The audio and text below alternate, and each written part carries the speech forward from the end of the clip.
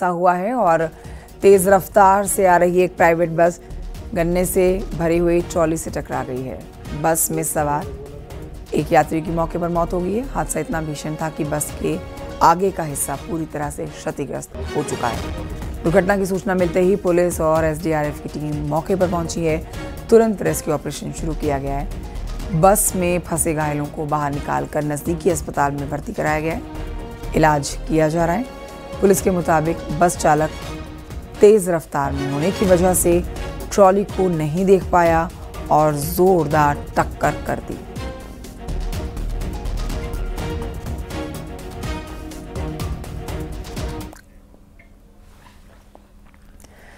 उधर रुद्रपुर से खबर, जहां पर दक्ष चौराहे के पास में स्कूटी से अपने बच्चे को स्कूल छोड़कर वापस आ रही महिला को स्कूल की बस ने जोरदार टक्कर मारी और महिला की दर्दनाक मौत हो गई मौके पर। सीसीटीवी में घटना रिकॉर्ड है। पास में 2 पुलिस के सिपाही खड़े थे जिन्होंने बस चालक को पकड़ लिया। महिला को तुरंत अस्पताल में भर्ती कराया गया, लेकिन डॉक्टर्स ने महिला को मृत घोषित किया।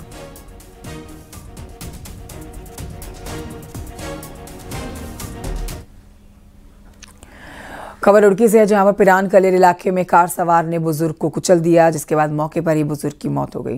ये पूरी घटना सीसीटीवी में रिकॉर्ड हो रखी है। साफ आप देखेंगे सीसीटीवी में रिकॉर्ड तस्वीरों में बुजुर्ग जमीन पर बैठा हुआ है और तभी देखिए गाड़ी आती है, उसको कुचलते हुए आगे बढ़ जाती है। बुजुर्ग की मौत हो गई है।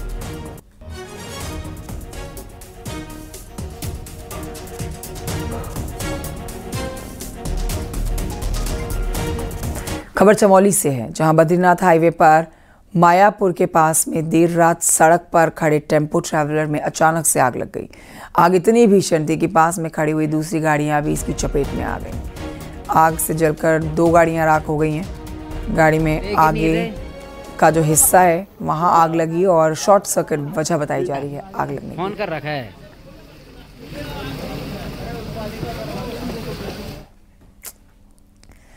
नैनीताल में भवाली के पास में भूमियाधार रोड पर अवैध मस्जिद होने की शिकायत मिली थी। जंगल में बनाई गई मस्जिद की अब जांच प्रशासन की टीम ने शुरू कर दी है और जांच में बड़ा खुलासा हुआ है कि यहाँ पर जो ज़मीन दी गई थी वो 101 साल पहले साल 1924 में दी गई थी, वो भी महज 2 नाली 5 मुट्ठी ज़मीन, जो आज बढ़कर कई गुना हो गई है। वर्तमान में यहाँ पर 45 नाली से ज़्यादा ज़मीन निर्माण किया गया, यानी कि करीब 20 गुना ज़्यादा 43 नाली फॉरेस्ट लैंड पर अवैध कब्जा है। अब ये भी जानकारी मिल रही है कि जल्द यहाँ पर एक्शन लिया जाएगा, क्योंकि प्रशासन के अधिकारियों ने रिपोर्ट तैयार कर ली है और यहाँ पर एक्शन होते हुए जल्द देखा जाएगा।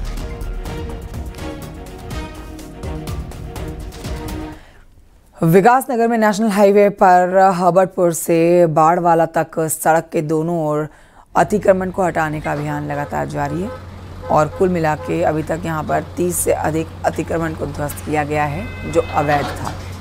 दुकानदारों ने देखिए खुद अपनी दुकान से टीन शेड भी हटाए हैं ताकि ज़्यादा नुकसान ना हो, क्योंकि जब बुलडोज़र एक्शन होता है तो वो नुकसान अधिक करता है। तो ऐसे में नुकसान से बचने के लिए कई दुकानदारों ने अपने दुकान के टीन शेड खुद ही संभाल लिए और ध्वस्तीकरण की कार्रवाई को अंजाम दिया।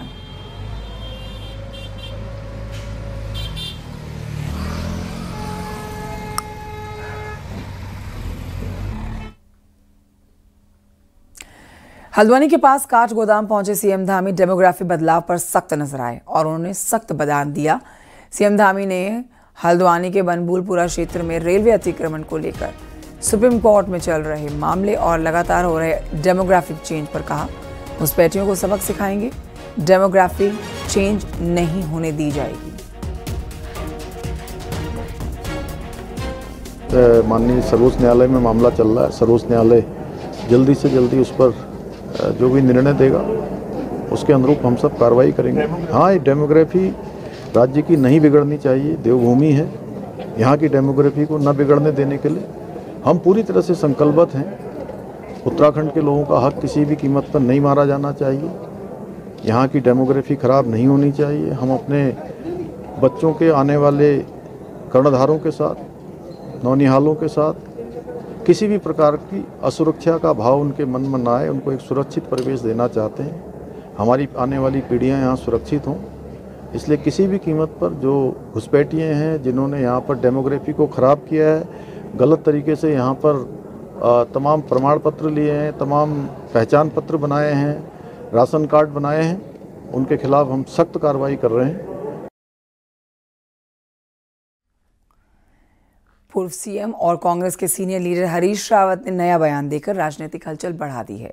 हरीश रावत ने कहा है कि उनके परिवार का कोई भी सदस्य विधानसभा चुनाव नहीं लड़ेगा।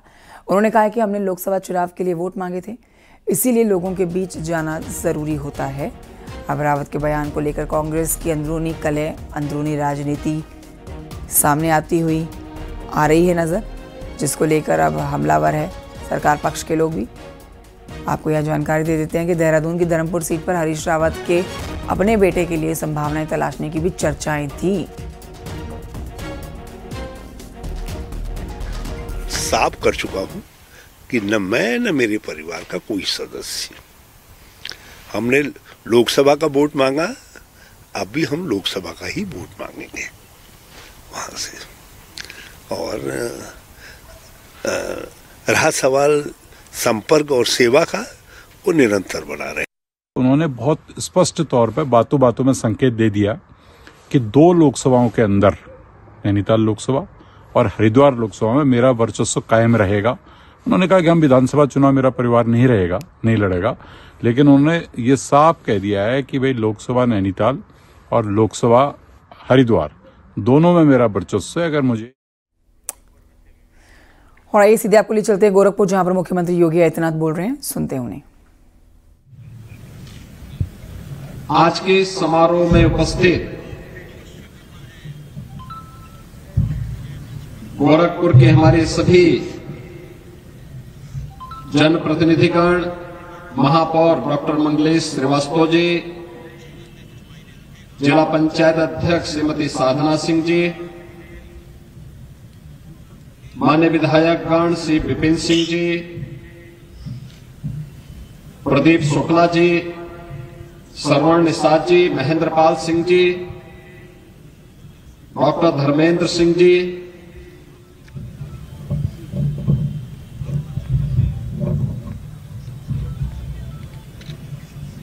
रतन पाल सिंह जी,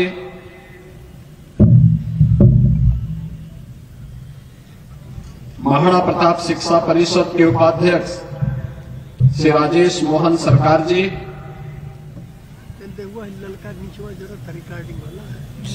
समारोह में उपस्थित दीनदयाल उपाध्याय गोरखपुर विश्वविद्यालय की कुलपति प्रोफेसर पूनम टंडन जी, मदन मोहन मालवीय प्रौद्योगिकी विश्वविद्यालय के कुलपति प्रोफेसर जेपी सीनी जी, मां पाटेश्वरी विश्वविद्यालय देवीपाटन बलरामपुर प्रोफेसर रविशंकर सिंह जी, कुलपति महायोगी गोरखनाथ विश्वविद्यालय डॉक्टर सुरेंद्र सिंह जी, महाराणा प्रताप शिक्षा परिषद के हमारे सभी सम्मानित पदाधिकारी, सदस्यगण, सभी संतजन, महाराणा प्रताप शिक्षा परिषद से संबद्ध विभिन्न शिक्षण प्रशिक्षण संस्थाओं से जुड़े हुए सभी पदाधिकारी, प्रधानाचार्य, शिक्षकगण, अभिभावकगण, अन्य सम्मानित अतिथिगण और प्यारे बच्चों, महाराणा प्रताप शिक्षा परिषद के संस्थापक सप्ताह समारोह के उद्घाटन कार्यक्रम के अवसर पर आज के समारोह के मुख्य अतिथि और अन्य सभी सम्मानित अतिथियों का मैं महाराणा प्रताप शिक्षा परिषद और उससे संबद्ध विभिन्न शिक्षण प्रशिक्षण संस्थाओं की ओर से हृदय से स्वागत करता हूं, अभिनंदन करता हूं। यह वर्ष हम सबके लिए अत्यंत महत्वपूर्ण वर्ष है, क्योंकि अगले 6 वर्ष के अंदर महाराणा प्रताप शिक्षा परिषद अपने शताब्दी महोत्सव के कार्यक्रम के साथ आगे बढ़ रही है। यानी महाराणा प्रताप शिक्षा परिषद और उससे संबद्ध सभी संस्थाओं के सामने अपने 100 वर्षों की इस यात्रा के आत्ममंथन का एक अवसर और आत्ममंथन केवल स्वयं के विकास के लिए नहीं बल्कि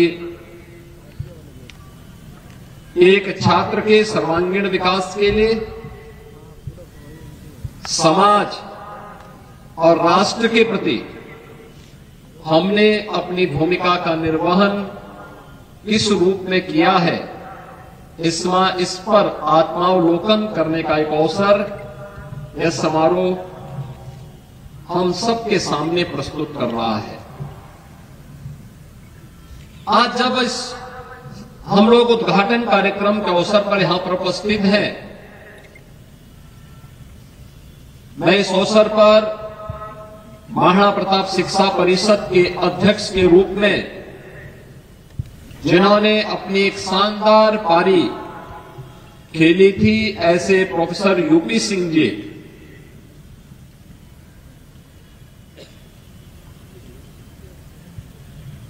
जिन्हें अभी कुछ दिन पूर्व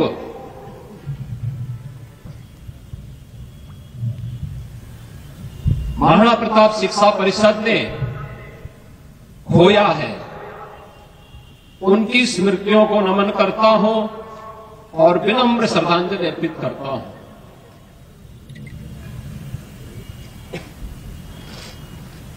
महाराणा प्रताप शिक्षा परिषद के उन सभी सदस्यों के प्रति भी मैं इस अवसर पर विनम्र श्रद्धांजलि अर्पित करता हूं जो आज भौतिक रूप से हमारे सामने नहीं है। महाराणा प्रताप शिक्षा परिषद के संस्थापकों ने हम सबके सामने एक विराट लक्ष्य रखा है। वह विराट लक्ष्य केवल स्वयं के विकास के लिए नहीं, स्वयं के आत्मिक उन्नति के लिए नहीं, बल्कि समाज और राष्ट्र के प्रति हमारी सेवाएं क्या हैं, समाज और राष्ट्र के प्रति हमारे कर्तव्य क्या हैं, इन सब को भी हम समय समय पर मूल्यांकन कर सकें और इसके लिए एक आदर्श प्रत्येक छात्र छात्रा के सामने हमारे संस्थापकों ने महाराणा प्रताप के रूप में रखा। स्वदेश, स्वधर्म और राष्ट्रीय स्वाभिमान क्या होता है, जब भी हम किसी संकट में होते हैं, कोई राष्ट्रीय चुनौती हम सबके सामने होती है, तो हमारे सामने इन महापुरुषों के चित्र और उनके शौर्य और पराक्रम हम सबको एक नई ऊर्जा देता है। महाराणा प्रताप हो, छत्रपति शिवाजी महाराज हो, गुरु गोविंद सिंह जी महाराज हो, झांसी की रानी लक्ष्मीबाई हो, या फिर देश के लिए देश की सीमाओं की रक्षा करते हुए अपना बलिदान देश की सुरक्षा के प्रति देने वाले भारत माता के बहादुर जवान हो, यह सब पूरे देश के लिए एक नई प्रेरणा होती है। राष्ट्र अचानक नहीं बनता है, याद करना, व्यक्ति हो या राष्ट्र, इन सब की अपनी एक पहचान होती है। हम सब अपनी पहचान को किसी न किसी रूप में व्यक्त करते हैं। कोई ना कोई हमारी अपनी पहचान होती है। ऐसे ही राष्ट्र के लिए भी होती है। उस राष्ट्र की पहचान, वहां की संस्कृति, वहां की परंपराएं, वहां के महापुरुष, ये सभी एक दूसरे के साथ जुड़े हुए हैं। अगर राष्ट्र की संस्कृति समाप्त हो जाए तो राष्ट्र अपनी एकात्मता को खो देता है, अपनी पहचान को खो देता है। संस्कृति उन राष्ट्रीय मूल्यों से बनती है जिन राष्ट्रीय मूल्यों को समय समय के अंदर अलग अलग युगांतरकारी घटनाओं ने एक संबल दिया, एक शक्ति दी, जिन्हें हम विभिन्न पर्व और त्योहारों के माध्यम से आज भी पूरा भारत बिना भेदभाव के उन्हें आत्मसात करता है, उनके साथ जुड़ता है। उन पर्व और त्योहारों में अपने मतभेदों को समाप्त करके एक भारत श्रेष्ठ भारत की उस अभिव्यक्ति को हम सब प्रदर्शित करते हैं। और लंबे समय तक जब कोई भी व्यवस्था होती है न कुछ उसमें बुराइयां और रूढ़िगत भावनाएं जन्म लेने लगती हैं, तो उसके परिमार्जन के लिए भी समय समय पर जो सुधार होते हैं, उन सुधारों का माध्यम कोई ना कोई युग दृष्टा संत और कोई महापुरुष बनता है। महाराणा प्रताप शिक्षा परिषद हो या देश के अंदर अलग अलग कोने में किसी न किसी महापुरुष के द्वारा स्थापित वे संस्थाएं जो राष्ट्र के प्रति, समाज के प्रति उस समय की आवश्यकता के अनुरूप और समाज की भावी आवश्यकता के अनुरूप माहौल देने के लिए अपने स्तर पर प्रयास प्रारंभ करते हैं। महाराणा प्रताप शिक्षा परिषद भी ऐसे ही महंत दिग्विजयनाथ जी महाराज के द्वारा एक राष्ट्र भक्ति से ओतप्रोत अपने संस्कार और अपनी संस्कृति से ओतप्रोत शिक्षा का माध्यम बन सके, इसको ध्यान में रख करके 1932 में उन्होंने गोरखपुर में इस संस्थान की स्थापना की थी। और मुझे बताते हुए प्रसन्नता है कि आज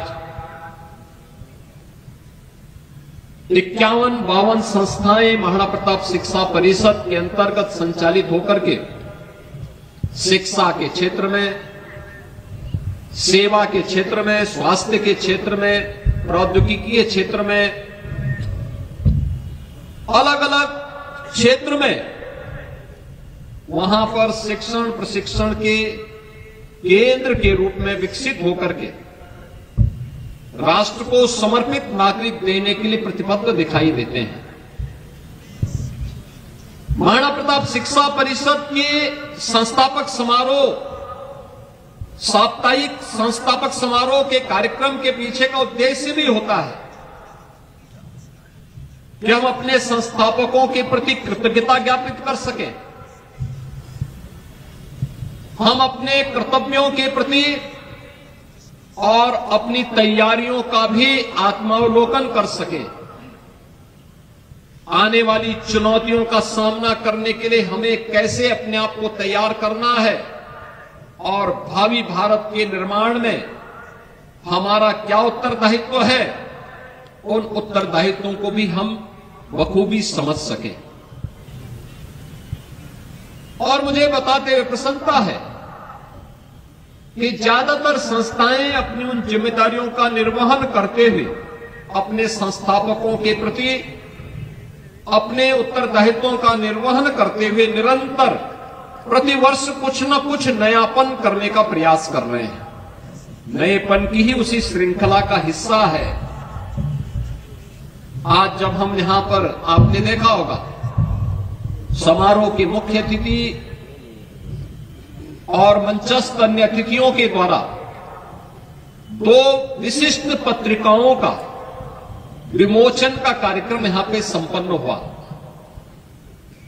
महंत दिग्विजयनाथ पीजी कॉलेज के द्वारा अपनी शोध पत्रिका दिग्विजयम का विमोचन का कार्यक्रम इस मंच पे संपन्न हुआ है। और महाराणा प्रताप पीजी कॉलेज के द्वारा मिशन मजरिया एक मॉडल स्टडी है। गांवों के प्रति हमारी जिम्मेदारी क्या है? ये अक्सर हम देखते हैं, एक विडंबना सी है। एक ओर शिक्षित बेरोजगारों की फौज खड़ी होती है और दूसरी तरफ निरक्षरता की एक लंबी खाई हमें दिखाई देती है। इन दोनों के बीच में योजक की भूमिका में कोई आ सकता है, और उस योजक की भूमिका में महाराणा प्रताप पीजी कॉलेज दिखाई दिया है, जिसने उस कॉलेज से जिन छात्रों के द्वारा शिक्षा संकाय से प्रशिक्षण लिया जा रहा है, उन छात्रों के माध्यम से, इस मॉडल स्टडी के माध्यम से उस गांव को 100% साक्षर बनाने के लक्ष्य को आगे बढ़ाने की दिशा में गोद लिया गया और फिर उन्होंने उसको मॉडल स्टडी के रूप में सबके सामने प्रस्तुत कर दिया। ये मॉडल स्टडी का माध्यम हमारी शिक्षण प्रशिक्षण संस्थाओं को बनना ही पड़ेगा। याद रखना, भारतीय संस्कृति में अयोग्य शब्द किसी भी मनुष्य के लिए नहीं कहा गया है। कोई व्यक्ति अयोग्य नहीं हो सकता। अयोग्य अगर हम किसी को कहते हैं तो हम उसके मनुष्य होने की, यानी उसके मनुष्यता पर ही प्रश्न चिन्ह खड़ा कर रहे हैं। हमारी संस्कृति तो कहती है कि अयोग्यो पुरुषो नास्ति, यानी कोई व्यक्ति अयोग्य नहीं है।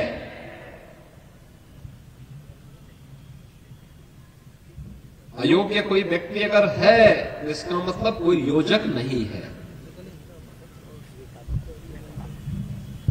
हजारों संस्थाएं हैं, कई संस्थाएं योजक के रूप में अपनी भूमिका का निर्वहन नहीं कर सकती, और इसीलिए भारतीय संस्कृति इस बात को कहती है, यद भावम तद भवति, यानी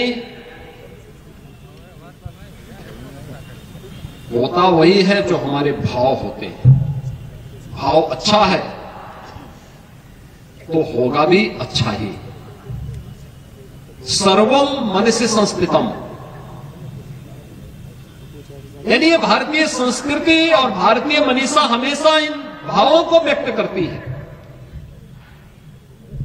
और उसके बाद भी अगर हम ये कहें कि अयोग्य व्यक्ति है, लोग अयोग्यता की बात करें या निरक्षरता की बात करें,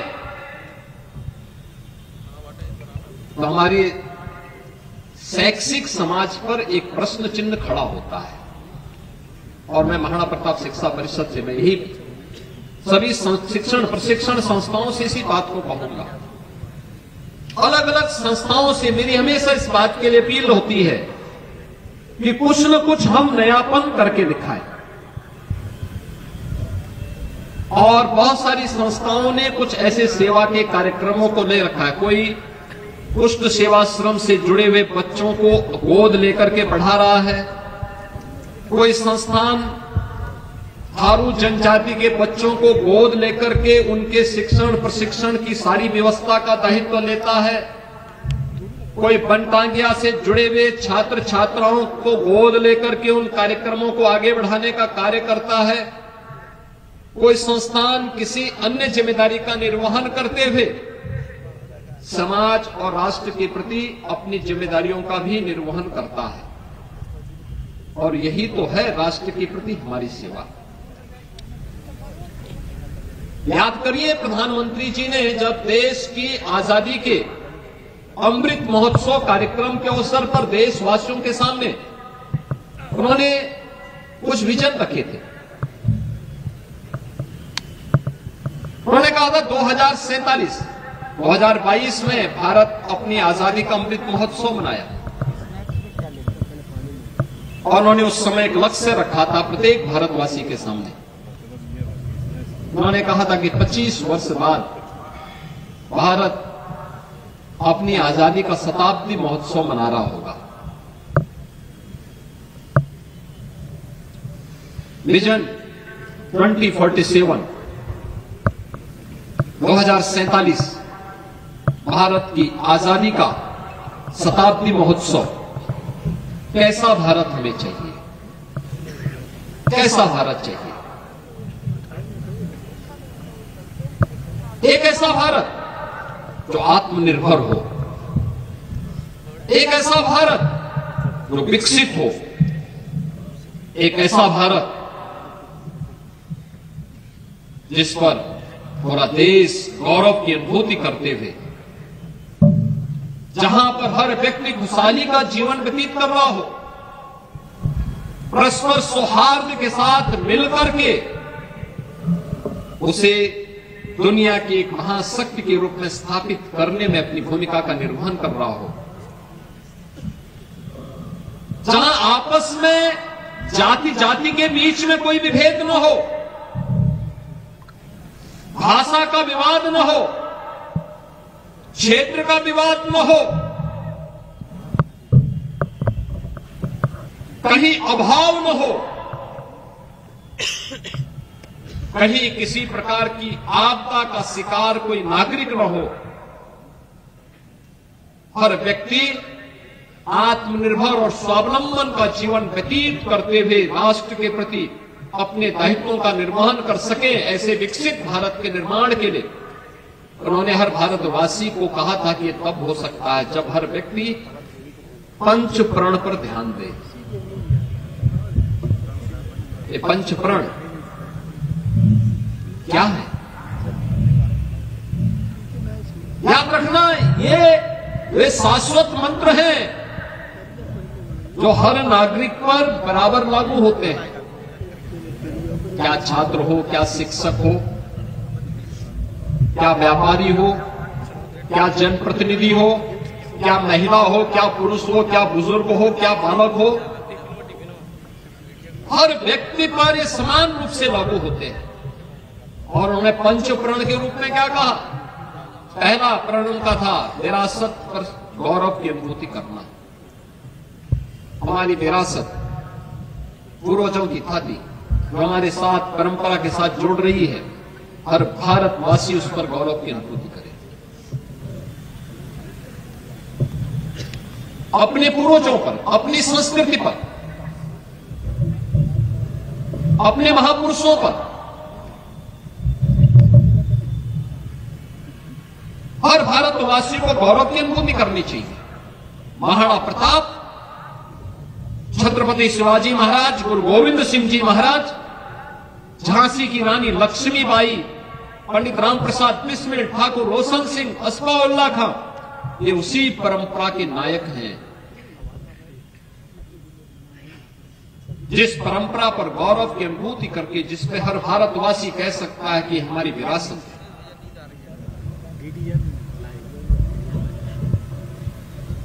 एक लंबी चौड़ी परंपरा, एक विराट परंपरा। अयोध्या में श्री राम जन्मभूमि पर भव्य मंदिर का निर्माण और भव्य मंदिर के निर्माण के उपरांत धर्म ध्वजा का आरोहण होना, यह उसी विरासत की श्रृंखला का एक महत्वपूर्ण कड़ी है।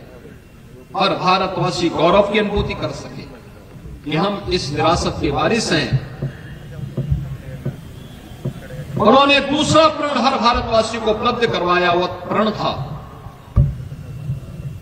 गुलामी के अंशों को पूरी तरह समाप्त करना। हमारी समस्या क्या हो गई? बीच के कालखंड में हर भारतवासी ये भूल गया कि जब दुनिया अंधकार में थी तब भारत दुनिया की एक बड़ी ताकत थी। आज से 2000 वर्ष पहले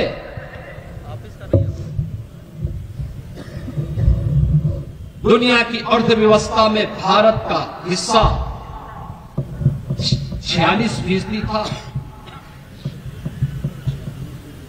आज से 400 वर्ष पहले दुनिया के अंदर भारत की जो भागीदारी थी, भारत की जो अर्थव्यवस्था थी, उसमें भारत का हिस्सा 26% था।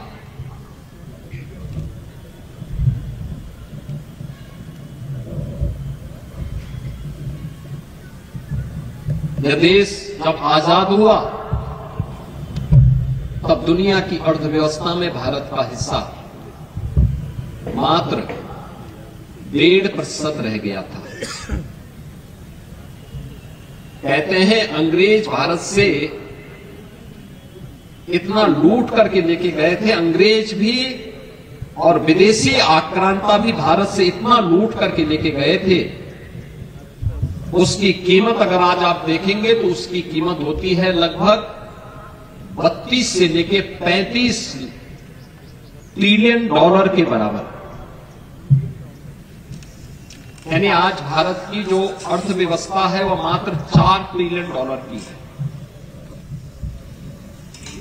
आप सोचो, ये लुटेरे जब भारत को लूट करके लेके गए थे उस समय उसकी कीमत थी 32 ट्रिलियन डॉलर के बराबर। यानी भारत को खोखला बना के रखा। लेकिन भारत ने जो प्रगति प्रारंभ की स्वतंत्र भारत में, और पिछले 11 वर्षों में भारत ने जो एक नए भारत के रूप में अपनी पहचान बनाई, ये बनाने में तब सफल हुए जब भारत को भारत के रूप में जानने का प्रयास हुआ। आज भारत दुनिया की तीसरी बड़ी अर्थव्यवस्था के रूप में अपने आप को स्थापित कर लिया है। अभी आपने हाल ही के सर्वे के रिपोर्ट देखे होंगे, दुनिया ने माना है भारत सबसे तेज गति के साथ दुनिया के अंदर आगे बढ़ने वाला राष्ट्र बन गया है। यानी भारत की शानदार यात्रा इसलिए है क्योंकि हमने भारत की विरासत पर गौरव की अनुभूति की, गुलामी के अंशों को पूरी तरह समाप्त किया। समस्या भाषा का नहीं, भाषा में बुराई नहीं, लेकिन हम ये माने कि जो दुनिया के अंदर हो रहा वह अच्छा है, जो भारत का है वह बुरा है, तो मुझे लगता है कि हम लोग वास्तविकता से मुंह मोड़ने का प्रयास कर रहे हैं। हम वास्तविकता से मुंह छुपाने का काम कर रहे हैं। गुलामी के अंश जहां कहीं भी हैं, जिस किसी भी क्षेत्र में पड़ चुके हैं, उस पर्दे को हटाना ये दूसरा प्रण था। तीसरा प्रण प्रधानमंत्री जी का था, वह उन्होंने जो भारतवासियों को एहसास कराया अपने सैन्य बलों का सम्मान करना। एक सैनिक के प्रति श्रद्धा और सम्मान का भाव होना चाहिए। यूनिफॉर्म धारी जितने भी हमारी फोर्स है, वो सेना हो, अर्धसेना हो, पुलिस बल के जवान हो, उनके प्रति सम्मान का भाव रखना। हम चैन की नींद इसलिए सोते हैं क्योंकि हमारा सैनिक सीमाओं पर हमारी सुरक्षा के लिए मुस्तैद रहता है। हम चैन की नींद इसलिए सोते हैं क्योंकि हमारा वर्दीधारी जवान सचेत रह करके अपनी जिम्मेदारियों का निर्वहन करता है। उसके प्रति सम्मान का भाव हमारे मन में होना चाहिए। उसके बलिदान को सम्मान दिया जाना चाहिए। उसकी सेवाओं के प्रति कृतज्ञता का भाव होना चाहिए। चौथा प्रण प्रधानमंत्री जी ने जो किया वह विदेशी आक्रांता क्यों सफल हुए? क्योंकि हम विभाजित थे, जाति के नाम पे बटे थे, क्षेत्र और भाषा के नाम पर बटे थे। याद करना, अगर कहीं पे आग लगी है, पड़ोस में आग लगी है, हम निश्चिंत बैठे हैं कि मेरा क्या हो रहा है, तो याद करना देर सवेर आग आप तक भी पहुंचनी। अगर कहीं धुआं है बगल में, समय रहते हम सचेत होकर के उसको बुझाने में योगदान दे देंगे तो हम भी बच जाएंगे। सामाजिक विद्वेष की खाई को चौड़ा होने से रोकना। हमारी पहचान जाति के नाम पर नहीं, क्षेत्र और भाषा के आधार पर नहीं, हमारी पहचान हमारे देश के आधार पर होनी चाहिए, हमारी राष्ट्रीयता के आधार पर होनी चाहिए। हर भारतवासी का यह संकल्प होना चाहिए, सामाजिक भेदभाव की खाई को दूर करना, राष्ट्रीय एकता और एकात्मता के लिए पूरे प्राणपण से जुटना। ये चौथा संकल्प प्रधानमंत्री जी का था। और पांचवां और अंतिम महत्वपूर्ण संकल्प, नागरिक कर्तव्यों का निर्वहन करना। आजादी के बाद एक भाव आया, हमने मान लिया देश आजाद हो गया। आजाद हो गया इसका मतलब अब हमारे ऊपर कोई भी कानून लागू नहीं होता है, ये हमने मान लिया। यानी कानून दूसरे पे लागू होगा, मुझ पर नहीं। ये जो प्रवृत्ति है, यही सारी विपत्ति और सारी जितनी भी समस्याएं हैं उसकी जड़ ये है। अगर कानून दूसरे के लिए है तो कानून मेरे लिए भी है, यह भाव होना चाहिए। और इस भाव को ध्यान में रख करके नागरिक कर्तव्य और व्यक्ति अपने कर्तव्यों का ईमानदारी पूर्वक निर्वहन करने लग जाएं। नागरिक कर्तव्यों की पूर्ति होती कब है? जब एक छात्र संस्कार युक्त शिक्षा पूरी तन्मयता के साथ अध्ययन प्रशिक्षण के साथ जुड़ करके अपने आप को साबित करता है। एक शिक्षक का नागरिक कर्तव्य है कि अपने छात्र को संस्कारित करे, उसका सर्वांगीण विकास करे। एक व्यापारी का कर्तव्य है कि वह ईमानदारी के साथ अपने व्यापार क्रम को आगे बढ़ाए। एक जनप्रतिनिधि का दायित्व बनता है कि ईमानदारी के साथ वह अपने सेवा के कार्यक्रमों को आगे बढ़ा करके ईमानदारी के साथ शासन की योजना हर उस नागरिक तक पहुंचाएं जिसके लिए बनी हुई है। अगर हर नागरिक अपने अपने उत्तरदायित्वों का निर्वहन ईमानदारी पूर्वक करता है, ये पंच प्रण है जो आत्मनिर्भर और विकसित भारत की संकल्पना को आगे बढ़ाने में हमारे लिए सहायक बनेंगे। और हर भारतवासी एक दिशा में सोचने लग जाएगा, एक दिशा में कार्य करने लग जाएगा। कोई कारण नहीं कि 2047 आते आते भारत दुनिया की सबसे बड़ी ताकत के रूप में, विकसित भारत के रूप में होगा।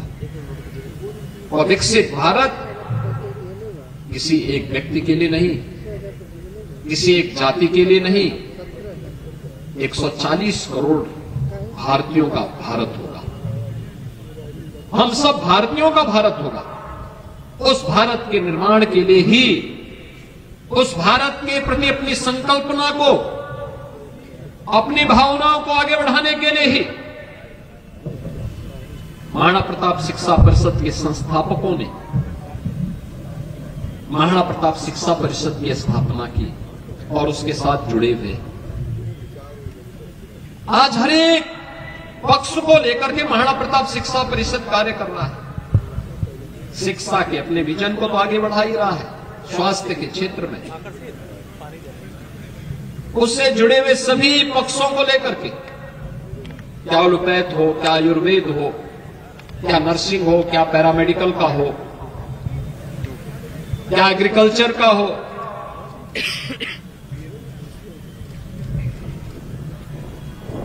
टेक्निकल इंस्टीट्यूशन के लिए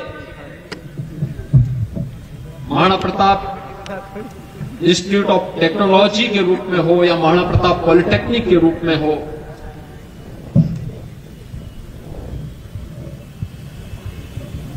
महिलाओं की शिक्षा के लिए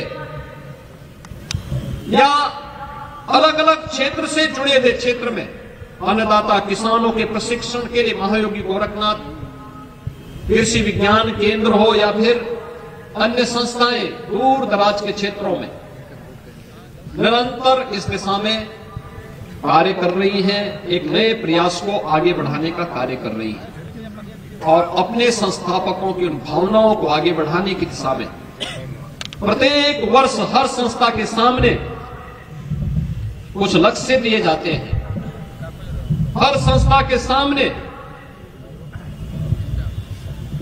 संस्थापक सप्ताह समारोह के अंतर्गत होने वाले विभिन्न प्रकार के आयोजनों के साथ जुड़ने का एक तय लक्ष्य होता है, जिस लक्ष्य को लेकर के वो आगे बढ़ता है और यह अवसर होता है हम सबके लिए कि हम साप्ताहिक संस्थापक समारोह कार्यक्रम को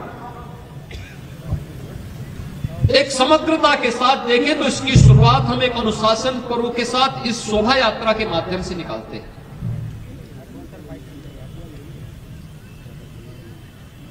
एक सप्ताह का कार्यक्रम हर संस्थान के साथ एक दूसरे को जानने, समझने, सीखने और सिखाने का अवसर होता है। मनुष्य का जीवन जीवन भर जानने और सीखने का होता है और जानने और सीखने का यह अवसर हम सबको एक नई प्रेरणा प्रदान करता है। आज के इस अवसर पर आप सबसे मेरी यही आग्रह होगा, यही अपील होगी, हम अपने संस्थापकों के प्रति कृतज्ञता ज्ञापित करने के लिए इस साप्ताहिक कार्यक्रम के साथ यहां जुड़ते हैं, सीखें भी, सिखाएं भी, एक नई प्रेरणा के रूप में इस संस्थापक समारोह के कार्यक्रम को आगे बढ़ाएं और अभी से तय करें कि जब शिक्षा परिषद अपना शताब्दी महोत्सव मना रहा होगा, उस महोत्सव के दौरान हमें किस लक्ष्य को प्राप्त करना, उस लक्ष्य को प्राप्त करने के लिए अभी से हमारी तैयारी इस रूप में दिखनी चाहिए। इस विश्वास के साथ मैं संस्थापक सप्ताह समारोह कार्यक्रम के शुभारंभ के अवसर पर आप सभी के प्रति अपनी शुभकामनाएं देता हूं और विश्वास करता हूं कि आप अपने संस्थापकों की भावनाओं के अनुरूप अपनी संस्था के समग्र विकास के लिए अपना बेहतरीन योगदान देने का कार्य करेंगे। मैं एक बार फिर से आज के समारोह के मुख्य अतिथि, अन्य विशिष्ट अतिथियों का स्वागत करता हूं। महाराणा प्रताप शिक्षा परिषद के निवर्तमान अध्यक्ष प्रोफेसर यूपी सिंह जी को, अन्य सदस्यों को जो आज हमारे बीच भौतिक रूप से नहीं है, उनको विनम्र श्रद्धांजलि अर्पित करते हुए अपनी वाणी को विराम देता हूं। धन्यवाद। जय हिंद।